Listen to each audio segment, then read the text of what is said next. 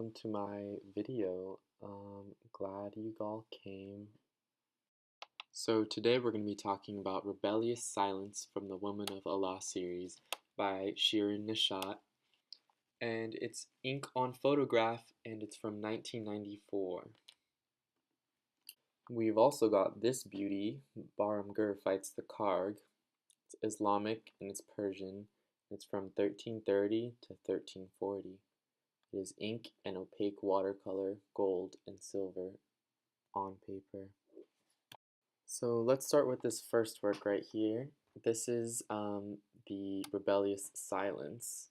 And as you can see, she has many other images that look very similar, mostly because they're from the same series.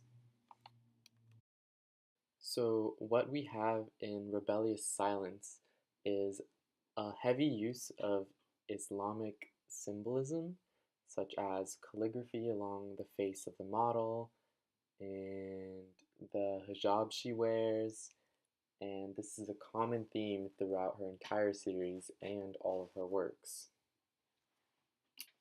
Similarly, Bahram Fighting the Karg also features some Islamic elements to it, as it also has calligraphy along the top and the bottom of the image, which functioned as the Mongolian rulers' way of showing that they were very open to a lot of cultures and also trade.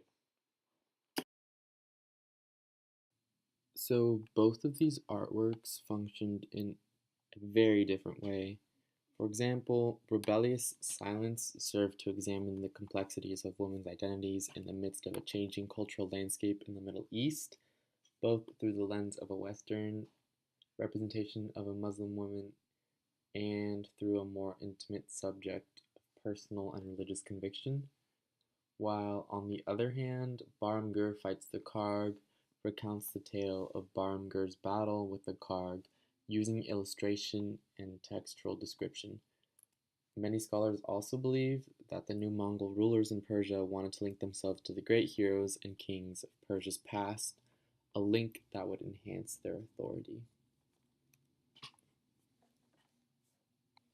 Now, although both of these works functioned in very different ways, they both contained similar information content-wise. So, Rebellious Silence features 4 symbols that Westerners associate with the Muslim world, like the calligraphy that's on the woman's face, the veil that alludes to a post-1979 Iranian Revolution, and the third is a gun, which is associated with violence, but also the religious martyrdom that Westerners typically associate Islam with. And the final is the gaze, which is submissive to convey the traditionally submissive and concealed gaze of religious Muslim women.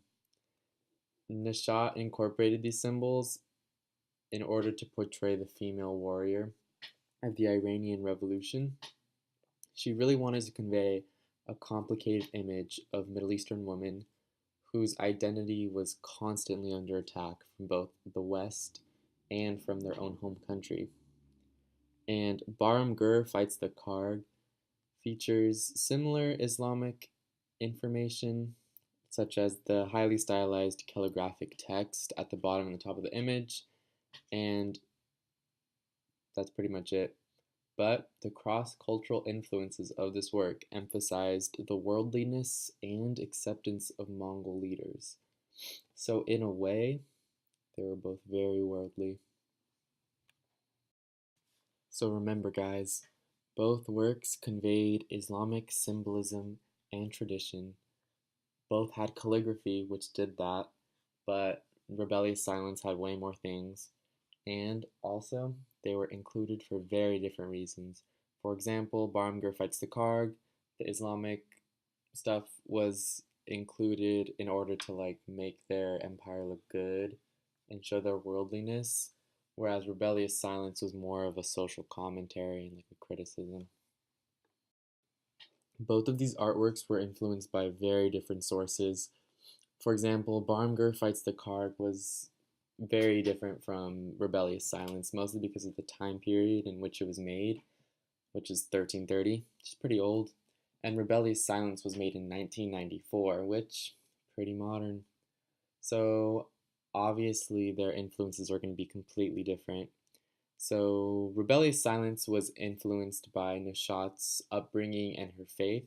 She was born in Iran in 1957 during the Westernization period, and as she grew up, she began to see increasingly more hostile attitudes towards the West, like around the 70s. So she fled to California to critique and to express freely, and she witnessed Iran's move towards Westernization just as closely as she witnessed its aggressive pull away from the West, which had a huge impact on her artwork because she was able to document Islamic women's inner conflict with themselves, with both the West and the East inside them. And Barmger Fights the Karg is much less interesting. It appears as a book because that form was very important in Iran in the 1330s. Manuscript illumination was highly prized by the Mongols, who were flourishing during this golden age, and the Ilkhanid Empire was the Mongol Empire in the Middle East. So basically, the reason it was a book was because it was highly prized. So overall, some of the themes that Barmger and Shirin Neshat's Rebellious Silence share is that both are very cross-cultural works. Neshat's was a cross between Western and Eastern ideologies, and Barmger's was more of Mongolia and Mongolian conquerors, utilizing the cultures of the places they were conquering and occupying to show themselves as like worldly rulers and such. And another theme that they both share is that they have text and imagery, like the calligraphy that I've previously talked about like 5 other times, but it's very important. Barmger's had European realism with fabric and the sense of space, and it also had a Chinese landscape with the trees and the foliage, and it had a Mongolian patron, but the story that it represented was from the Shahnameh, which was Persian.